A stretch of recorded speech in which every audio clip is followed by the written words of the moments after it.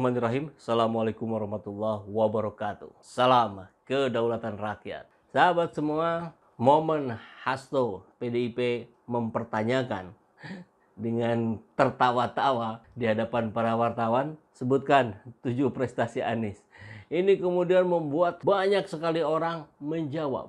Jawabannya macam-macam. Ada yang 7, ada yang 8, ada yang 9, ada yang 26. Luar biasa ya. Jadi apa yang dilakukan Hasto itu seperti menantang netizen gitu. Walaupun dia tanyanya ke wartawan. Tapi kan kita tahu hari ini apa yang disampaikan di depan kamera, maka itu adalah konsumsi publik. A, si B, tanya aja prestasinya.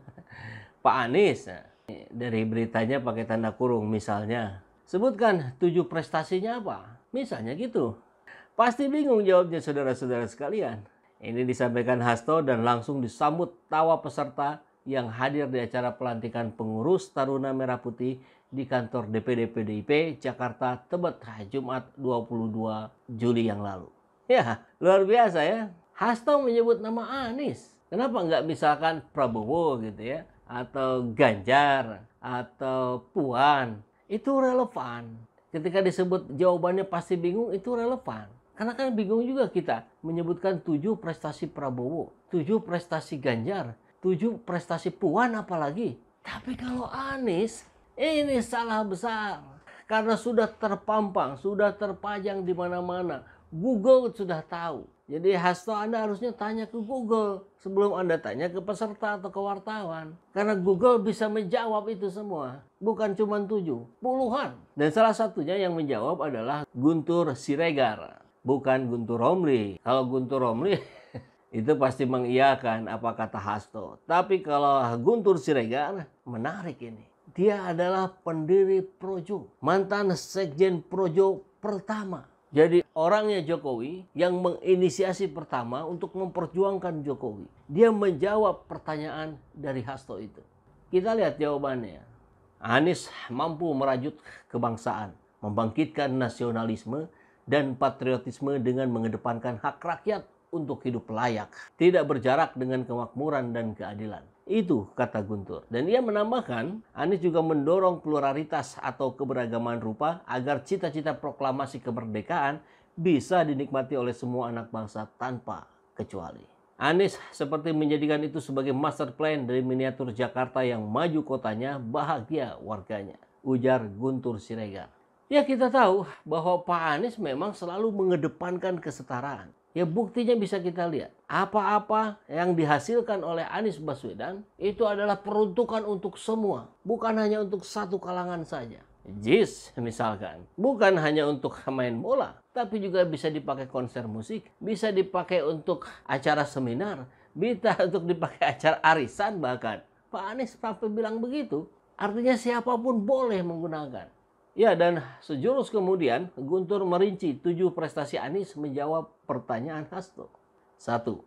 Anies adalah pemimpin yang jujur dan sederhana, serta pemimpin yang paling dekat dan menjangkau dalam mewujudkan cita-cita proklamasi kemerdekaan. Ya, kejujuran, kesederhanaannya, itu bisa tampak jelas di depan mata kita. Tinggal kita lihat saja apa yang dilakukan Anies dari hari ke hari. Beliau terbuka, transparan menyampaikan apa yang menjadi tugas-tugasnya. Dan bahkan bagi sebagian orang yang sudah pernah mendatangi rumah Anies, alhamdulillah saya salah satunya, itu nampak sekali. Luar biasa kesederhanaannya. Rumahnya bukan di perumahan elit, di perumahan biasa. Bahkan cenderung masuk ke gang. Karena kalau ada 2 mobil saja, itu udah nggak bisa. Hanya 1. Ya bisa dipaksakan 1 mepet gitu. Mepetnya pun mepet banget. Rumahnya juga sederhana. Gak ada barang mewah. Seperti yang kita lihat di TV-TV rumah-rumah para pejabat ya. Kan apa yang dia tunjukkan untuk dirinya, apa yang dia tampakkan dalam keluarganya, itu kan menjadi cerminan. Bagaimana sosok profil kepribadiannya. Ya sederhana ya kita tampak dengan jelas gitu. Bukan pencitraan. Itu intinya. 2. Anies tidak pernah terlibat korupsi dan skandal-skandal aib dan memalukan serta kejahatan lainnya. Alhamdulillah, mudah-mudahan terus sampai ke depannya ya. Karena kita tahu kasus-kasus skandal, korupsi itu menerpa banyak sekali pejabat. Ya, baik yang ketahuan maupun yang tidak. Tapi Anies, dia membuktikan dia dituduh korupsi. Nggak ada. Dia dituduh melakukan main mata, tidak terbukti. Iya, kita tentu tidak bisa melepaskan diri dari komen-komen negatif, dari framing-framing negatif. Apalagi kita tahu ada yang kebakaran jenggot, ada yang kepanasan melihat moncernya elektabilitas Anies yang terus menaik. Ya kita tahu ya, di berbagai lembaga survei sudah mulai ada perubahan. Anies naik signifikan, Prabowo turun drastis, Ganjar stagnan. Tapi stagnan ini sebetulnya cenderung menurun. Kalau kita melihat hari-hari terakhir bagaimana hubungannya dengan PDIP masih juga belum membaik. 3. Anies berlatar belakang baik keluarga maupun dirinya sendiri sebagai pendidik dan bagian dari akademisi dan dunia intelektual. Ya kita tahu beliau dosen, beliau mantan rektor di Paramadina, orang tuanya keluarga pendidik, bahkan kakeknya pahlawan nasional. Bibit, bobot, bebet, clear. Jadi kalau Anies selama ini dikalahkan oleh pencitraan dari pihak lain, maka saya kira ini saatnya untuk kita memunculkan citra Anies yang sebenarnya. Pencitraan sendiri sebetulnya tidak ada masalah ketika citranya sesuai dengan apa yang dilakukan dalam kehidupan sehari-hari. Tapi kan ini berbeda. Banyak sekali pejabat-pejabat yang hanya mengedepankan pencitraan tapi kinerjanya tidak menunjukkan hasil yang baik. Daerahnya malah masuk pada daerah dengan kategori provinsi miskin. Padahal itu ada di Jawa. Rakyat akan sadar sebentar lagi bahwa kinerja yang dilakukan oleh para pemimpinnya di atas sana itu akan dinilai dengan akurat oleh rakyat di bawahnya. Ya kita lihat, hari ini media memainkan peranan penting. Dan tugas kita menyampaikannya pada halayak ramai, pada netizen, pada rakyat. Ini loh fakta yang sebenarnya. Anda mau pilih hanya sekedar dari pencitraan saja, atau memang yang kinerjanya bagus? Kan begitu ya. 4. Anies pemimpin yang terbuka sehingga memiliki kinerja yang transparan, capable, dan akuntabel. Bahkan tagline-nya kan kolaborasi. Bayangkan, kolaborasi itu lebih dari sekedar kerjasama. Tapi bagaimana memainkan peran-peran penting dari setiap stakeholder yang ada, yang keunggulannya dimanfaatkan. Maka terciptalah sinergi. 1 tambah 1 bukan lagi 2, tapi bisa jadi 3, 4, atau 40, atau 400 bahkan. Ini yang dikerjakan Anies. Dan ini nampak dalam sorotan seorang pendiri Projo. Kan luar biasa. Kalau pikiran kita sudah mulai bisa dicernihkan, akan nampak, mudah kita melihat. 5. Anies figur pemimpin nasionalis religius dan religius nasionalisme. Ya kita tahu ya, beliau ada di tengah-tengah. Tempo hari kalau kita dengar beliau memberikan BOTI, bantuan operasional tempat ibadah, itu bukan hanya untuk masjid, tapi juga untuk gereja, vihara, dan seterusnya. JIS dipakai untuk Idul Adha, dipakai untuk kebaktian. Yang kita lihat, kesetaraan yang dikedepankan. Dan beliau selalu berbicara tentang optimisme, tentang bagaimana membangun negeri. Jadi bahasanya bahasa besar, idenya ide besar.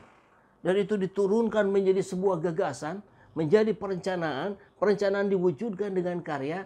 Akhirnya apa? Karyanya diapresiasi. Karena karya tidak bisa berbohong.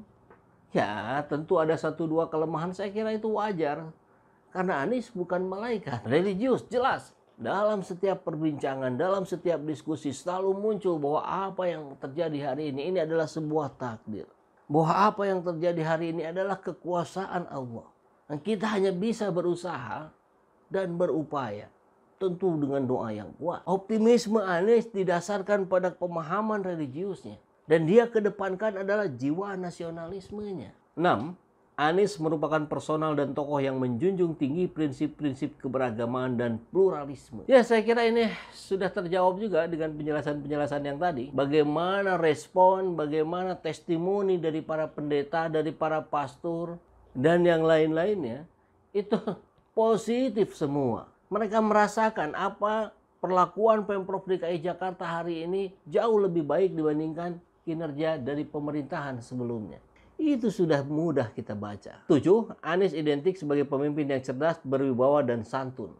Selain sosok yang hangat, murah senyum, merangkul semua realitas komunitas dan potensi yang ada dengan pendekatan kemanusiaan.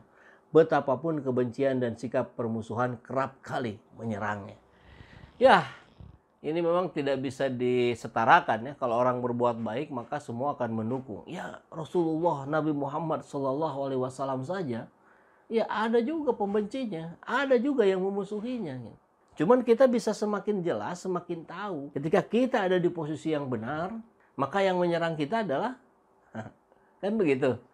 Ketika kita mendekat kepada Allah Subhanahu wa Ta'ala, kemudian masih ada yang menyerang, maka dia adalah mudah juga kita sebutkan. Tapi seorang Anies Baswedan, meskipun menghadapi tekanan yang luar biasa dari segala penjuru arah, beliau tetap rileks, tetap tenang, tetap santai. Itu jelas terbukti dalam banyak momen-momen ketika beliau berhadapan dengan persoalan-persoalan besar. Ya, saya kira saya berikan apresiasi buat Guntur Siregar. Ingat, bukan Guntur Romli, Guntur Siregar. Dan kalau kita simak apa yang dipaparkan oleh Guntur Siregar barusan, ada 7 hal. Itu tentu lebih bersifat psikologis ya. Menjunjung tinggi keberagamaan, berwibawa, sosok hangat, santun, dan seterusnya. Itu profil kepribadian. Dan ini menguatkan kalau selama ini kita tahu bahwa apa-apa yang didorong oleh para pecinta, para pendukung Anies Baswedan itu adalah prestasi-prestasinya. Kita harus paham dan mengerti bahwa tidak ada prestasi tanpa profil kepribadian yang bagus, tanpa kondisi psikologis yang mendukung. Dan kalau kita mau lihat buah karyanya apa? Ya jelas, Formula E, JIS, integrasi transportasi, aplikasi Jaki yang mendapatkan penghargaan terbaik di Asia Tenggara. Itu mudah kita googling. Bahkan pajak bumi dan bangunan yang digratiskan untuk yang nilainya di bawah 2 miliar. Luar biasa ini. Di daerah lain nggak ada. Mungkin sudah ada yang mengikuti ya. Mudah-mudahan. WTP 5 kali berturut-turut. Itu yang tidak pernah diraih oleh gubernur sebelumnya, Ahok. Jadi ujungnya mudah sajalah. Buat Hasto dan orang-orang yang tertawa di sana, kita balikan saja. Anda punya nggak kader yang seperti Anies Baswedan? Yang menunjukkan profil psikologis yang begitu bagus dan menarik. Hasilnya sebuah karya yang luar biasa. Di sana, di PDIP, ada tidak? Puan. Nah, sekarang kita masuk. Bagaimana prestasi Puan Maharani? Mari silakan tunjukkan profil kepribadiannya. Kemudian tunjukkan hasil karyanya. Sehingga ke depan Hasto kalau berbicara harusnya lebih berhati-hati. Jangan sampai menjadi blunder seperti ini. Yang malukan Anda sendiri. Yang malukan PDIP. Prestasi itu bukan cuma kata-kata. Kalau itu nyata. Pak Anies sudah menunjukkannya. Orang yang bermata pasti tak akan menolak fakta.